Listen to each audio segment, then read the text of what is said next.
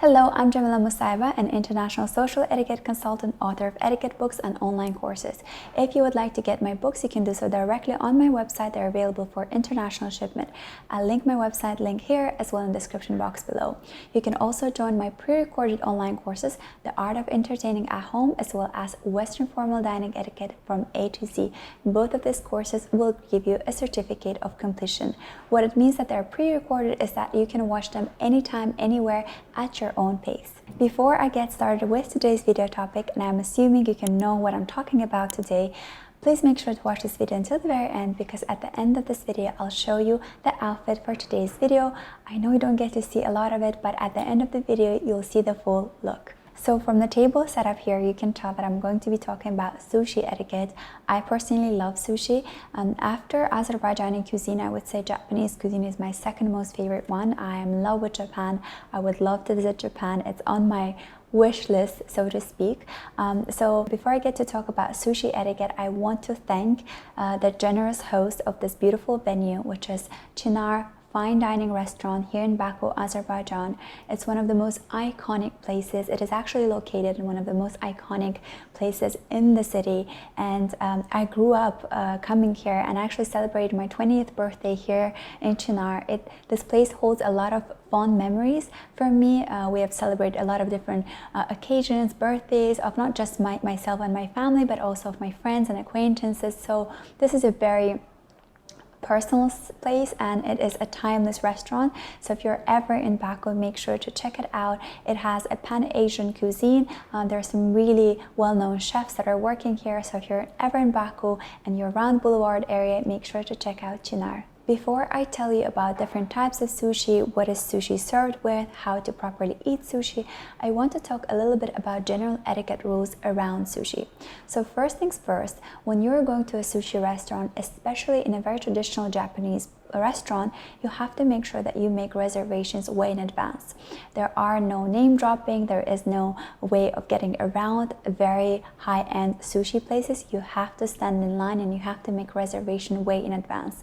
When you do so, when you're having a phone call, make sure that you let the person know what your budget is, because sometimes when you choose chef's choice, there could be some very expensive sushi served and it might exceed your budgetary limits. So make sure to let the person know what your budget limit is, as well as if you have any dietary restrictions or allergic reactions. When you go to an authentic Japanese restaurant, there are usually 3 types of ordering that you can do. The first one is omakase, which means the chef's choice. That means you completely trust the chef, you are open-minded, you go in for an authentic Japanese sushi experience. You don't know what you're about to get, and it's up to the chef. The second is okonomi, which means the customer's choice. This is when you exactly know what you want to have, and you have perhaps your favorite kinds of sushi that you want to keep on ordering whenever you go into the Japanese restaurant. And there's also okimari, which means the set menu. So you know exactly what you're going to get, and there's usually a selection of 4 or 5 dishes that you're going to be served. Some of the general etiquette rules when it comes to going to a sushi restaurant, and I would say it's not only limited to a sushi restaurant but also really to any restaurant. The first thing first is never wear a heavy perfume, especially if you like to use a lot of oud smells. If you like to really go for heavy perfume, try to stay away from it, because when you enter an authentic Japanese sushi place, they're usually very small, they're limited space, and you don't want your perfume to get mixed with the smell of the fish and really disturb everyone in the room. It's not a nice scent when a perfume is mixed with the scent of a fish, so stay away from heavy perfumes. In high-end sushi restaurants, do not take pictures. It's actually not something that you do in a lot of high-end restaurants. And also don't speak, especially don't speak loudly. But I would also encourage you not to speak at all, because bear in mind that these authentic Japanese restaurants are usually so small in space, and whenever you're having conversation, you're seated right next to the other person who's having a sushi experience, and you want to really keep it quiet so that the people can actually immerse into this true tasting experience. You'd also not engage in a small talk with a chef. You can ask a certain kind of questions, but you wouldn't ask him about Japanese culture or traditions. You don't want to disturb the chef from creating art. Also, make sure that you don't smoke, be it cigarettes, vapes, whatever it is that you are smoking at an authentic Japanese restaurant, because again, with the space being so small and with the meal being prepared fresh, usually in an open counter in front of you, the scent of this from the smoke of cigarette or your vape can get and mix in the way of the scent of a fish. So you really don't want to mix the two, so stay away from heavy perfumes as well as smoking. So right now I'm seated at a regular dining table, but if I were to go for a Japanese authentic restaurant, I would probably want to be seated by the counter closer to the chef, because that's the place where you want to find yourself. You're really going to try and go for an authentic experience. And also bear in mind that when you're seated at the counter, you don't place any of your belongings, be it your phone, your keys, your bag, especially ladies, on the counter, because the counter where you're seated next to the chef is prepared usually of cypress, and that's an expensive material. So if it gets scratched, if it gets stained, it will cost a lot to be replaced. So no personal belonging ever goes on the counter or a dining table. So before I get to show you the actual sushi, I want to show you the table setup I have here. So there is this little white plate with napkin in the middle. I have chopsticks to my right hand side placed in a little beautiful holder in the form of a pistol. Here I have sake, so this little cup is for sake. I have sake inside here. I will not be drinking, but this is just for demonstration purposes. I have a glass in case if I need some kind of refreshment.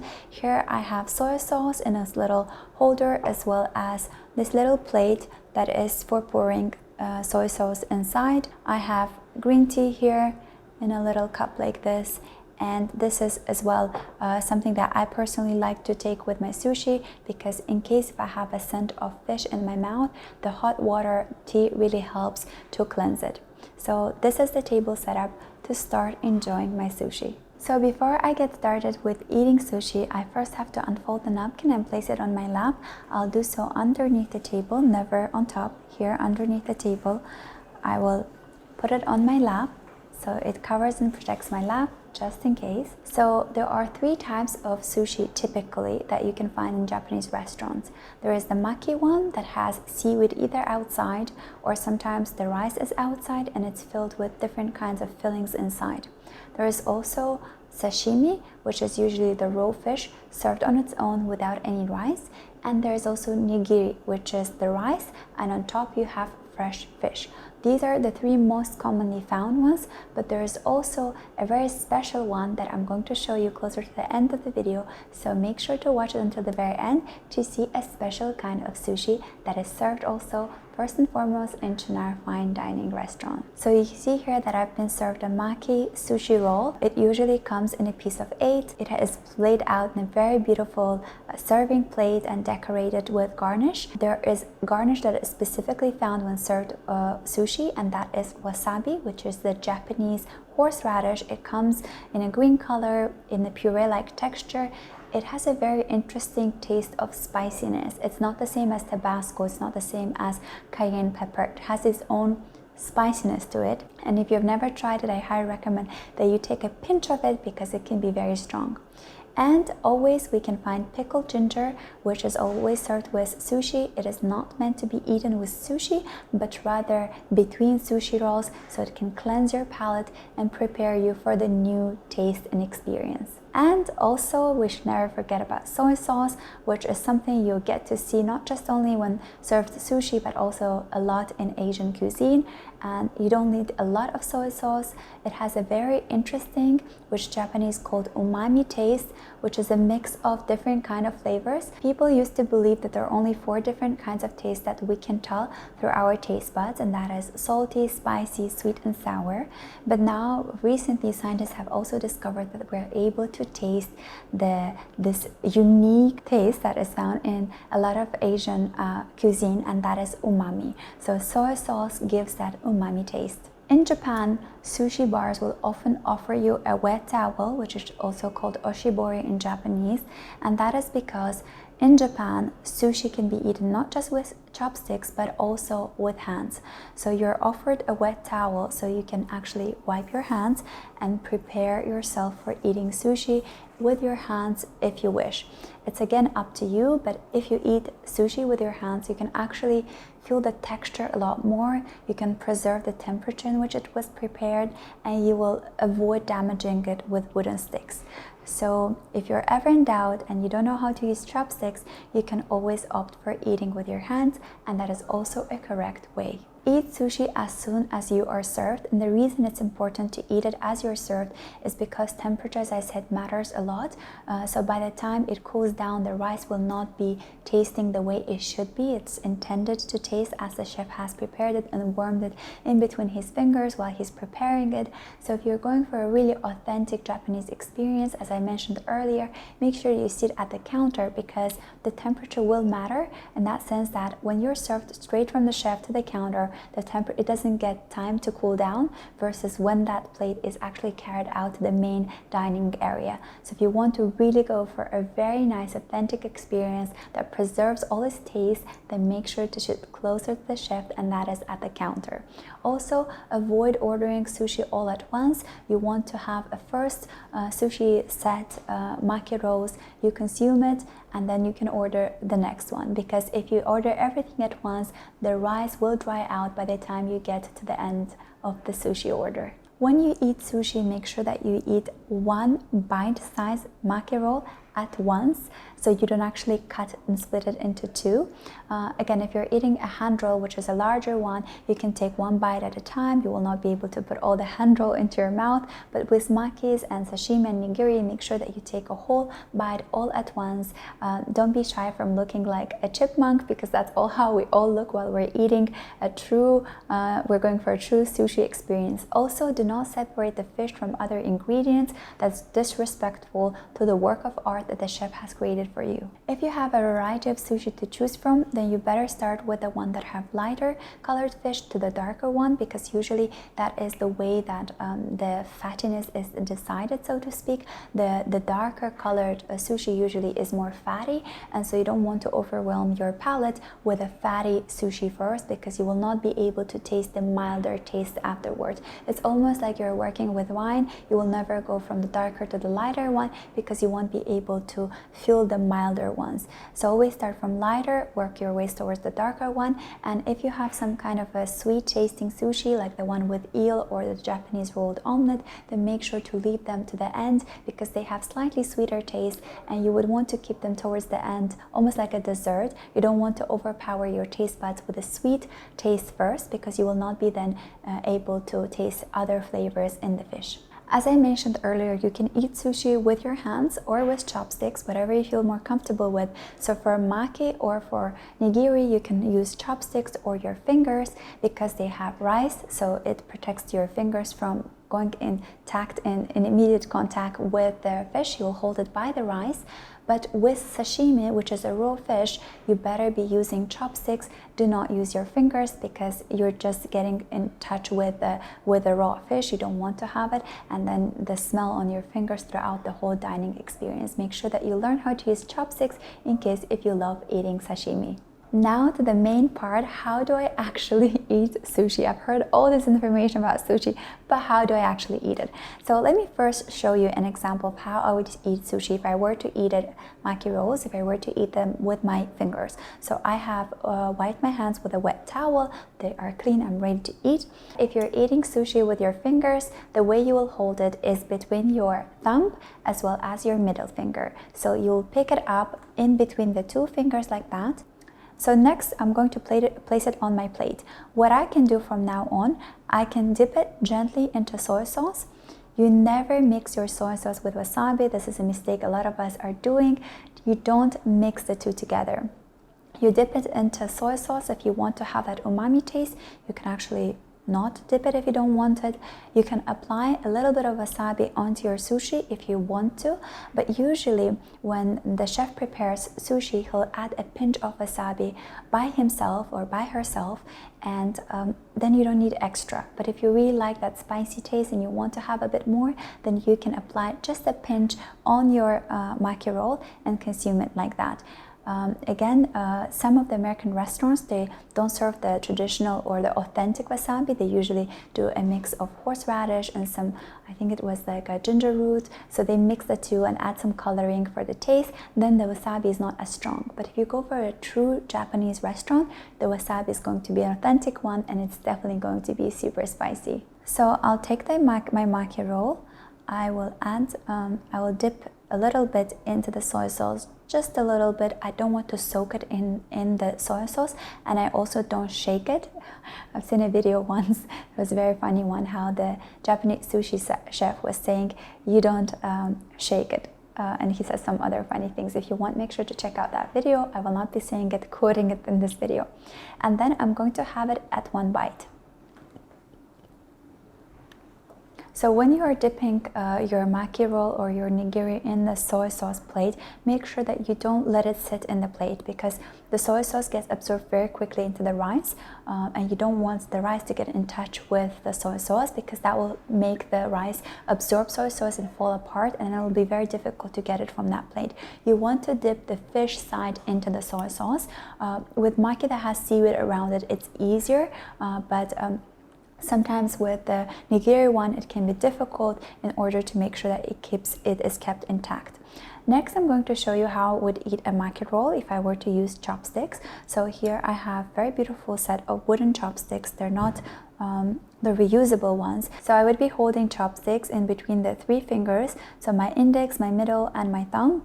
I would keep them all together working like that. And I would make sure that I only move the front part only. I would take a maki, place it into my plate. If I'm sharing this plate with others, then I will not keep on going back and forth between my own maki and wasabi from the serving plate. I'll take a pinch, transfer to my own plate, leave it here, because it's a shared one, we'll be using it, and since we're putting the chopstick into our mouth or close to our mouth, we want to avoid the contamination. So I like wasabi a lot, so what I'm gonna do is I'm gonna just gently dip my maki into the soy sauce very quickly, and then I would apply a pinch of wasabi, and I'm going to take it like this and eat it. So the maki rolls that I had before had seaweed outside. This is a California specific, a specialty of Chinar Dining. They have prepared it with their own sauce, that's a secret. And here there's also maki, but it's covered again with rice, and tobiko, which is this Japanese caviar in the color of orange, is very crunchy, and it's my favorite. I really like when sushi comes with this caviar. So with this set of sushi, it's more difficult when you are dipping it into soy sauce, because now the rice is on the outside. So if you leave it slightly longer on the soy sauce plate, it might fall apart and the rice will be stuck on there. You don't want that, so you want to gently again dip it into soy sauce and remove it immediately. But my personal preference when it comes to any kind of sushi rolls that have a heavy sauce on them, that are prepared in a special way, so specialty ones, I try to stay away from soy sauce, because I think then that flavor gets in the flavor with what the chef has intended with a specialty roll, and the two get mixed together, and you really can't tell what the sushi chef was intending to do. So with sushi rolls that come with specific sauces, try not to try them with soy sauce and just alone on their own. You can add a little bit of wasabi if you want that extra pinch of spiciness, but usually specifically prepared specialty rolls of chef have a pinch of wasabi that he thinks are suitable for that particular fish or for that particular roll. So I will take one, place it on my plate first if I'm sharing it with someone. I'll add a pinch of wasabi because I love wasabi. It's again up to you, personal tasting. It's often recommended not to dip your sushi in a lot of soy sauce, because that also shows the chef, especially if you're seated at the counter, that you think that the fish might be not so fresh, that their sushi preparation needs extra help with masking the scent or the smell or the taste. So you want to be a fine dining customer and not use a lot of soy sauce, because again, it can be taken personally by the chef, especially if you're seated close to him and he can watch what you're doing. You don't want to get scolded. So now in front of me I have a selection of nigiri with salmon, tuna, and yellowtail fish. With the sushi, as I already mentioned earlier, when you're eating, or when you have ordered a couple of sets, they'll be served one by one so that it doesn't get cold, the rice doesn't lose its beautiful temperature and texture, it doesn't dry out. So now that I've done eating maki, I'm served nigiri, and the way I'm going to eat it is actually using chopsticks. I can use my fingers, but I'd prefer to use chopsticks for the purposes of this video. I will use the chopsticks. I'll take the salmon nigiri, transfer it to my plate because I want to think. If I want to add some wasabi, I'll do so. I'll take from the communal wasabi if it's communal. If not, I'll directly apply a pinch of wasabi over my salmon. And the next important thing here to know, or a little trick that you'll have to do, is you'll first have to lay your nigiri flat and turn it to the left side like this. Then you would pick it up like that, so fish facing sideways. You would turn it and dip the fish side into the soy sauce. That way you will avoid getting rice in contact with the soy sauce and just falling apart on the soy plate. And then when I turn the nigiri and put it into my mouth, I'll put it with the fish side facing my tongue. So the fish will get in touch with my tongue first in order to get these full flavors all at one bite.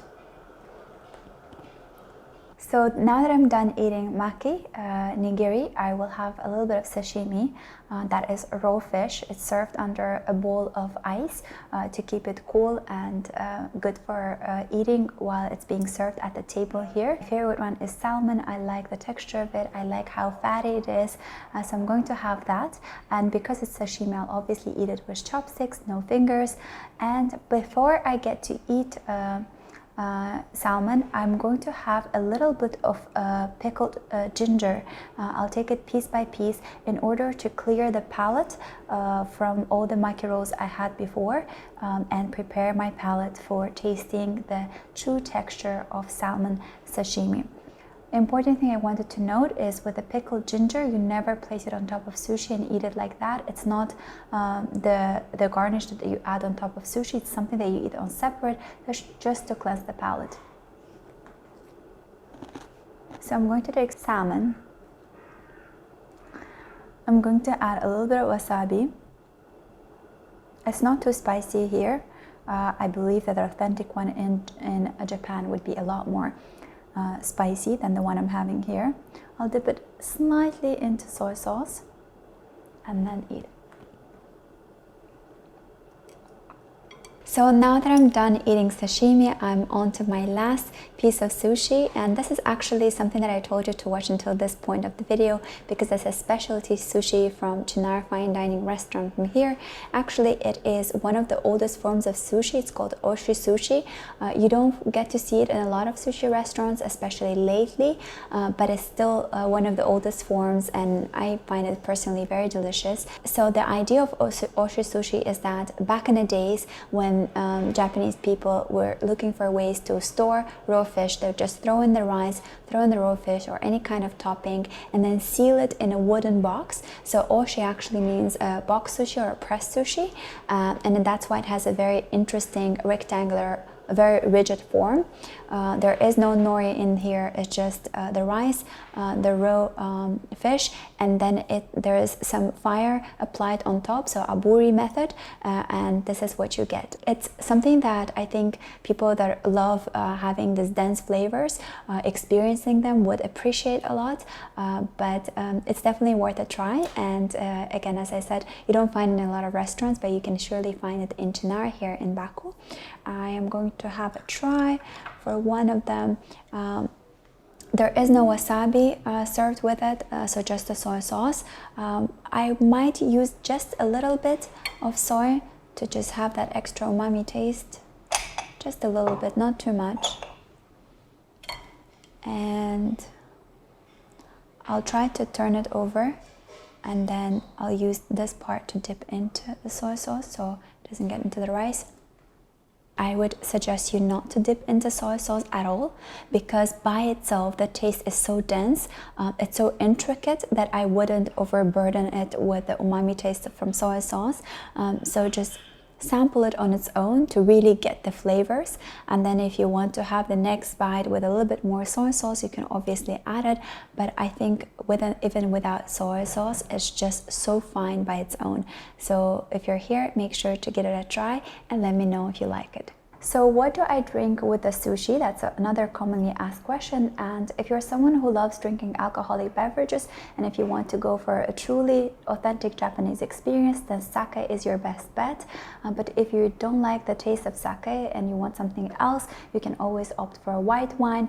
Always a white wine, never a red wine, because when we're having fish, we always opt for a white wine. However, the traditional Japanese might say white wine, especially the ones that are based on rice, might not go well with the vineyard rice of the sushi, so the two clash together and they overpower each other. So sake is your best option in that case. But if you're someone who doesn't drink any alcohol, then the best bet is to go for tea, because tea will really help cleanse your palate from the fish scent and taste. I personally prefer to take my sushi with a cup of traditional Japanese tea. I love tea. That's like a thing I like to drink throughout the whole day, and I will never say no to a cup of a beautiful brewed tea.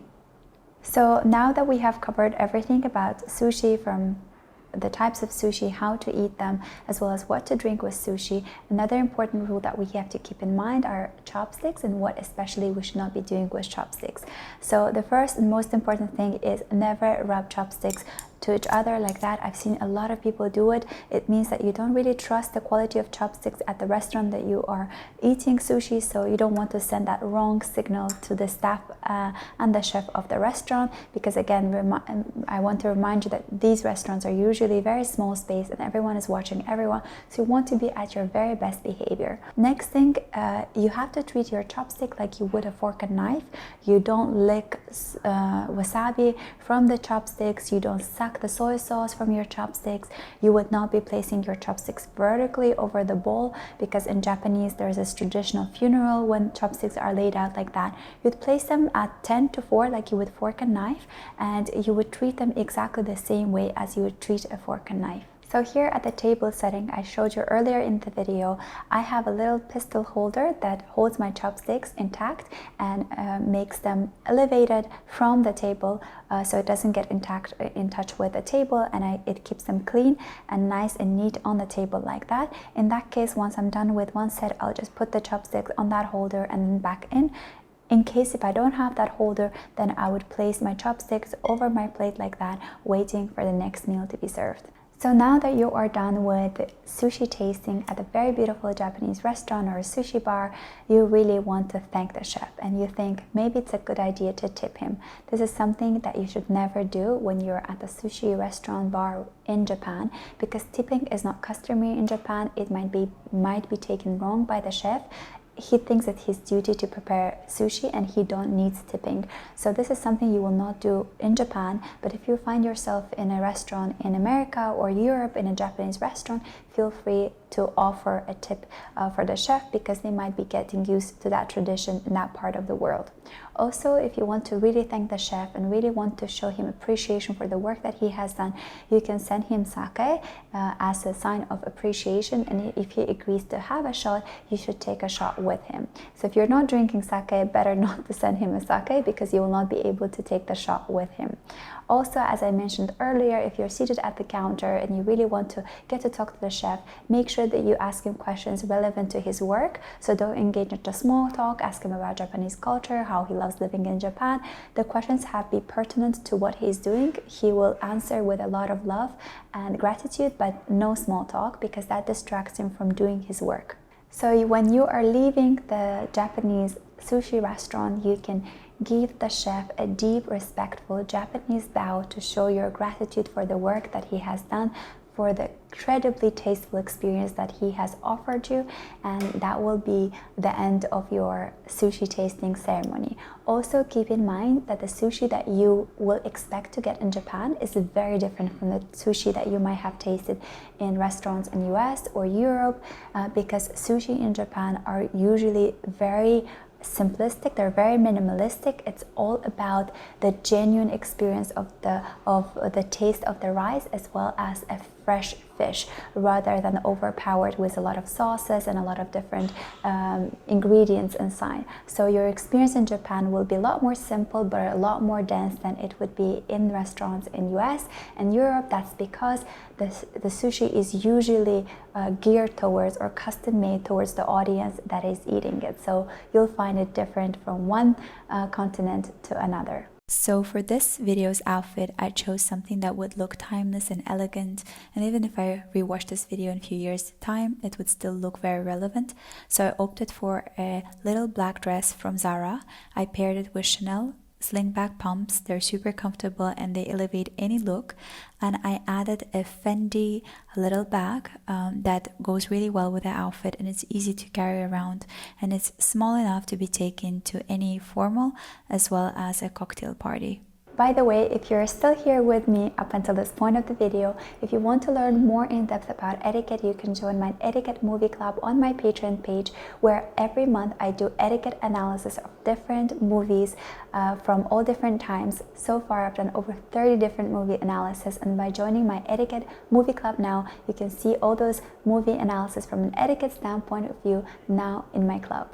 Thank you so much for watching this video until the very end. I hope that you enjoyed it. I for sure love doing it, both experiencing this, tasting sushi for sake of this video. And if you did like this video, please give it a thumbs up and let me know down in the comment section below what are some video suggestions that you have for me, and I'll be more than happy to make new videos for you. Thank you, and I'll see you in my next video. Bye!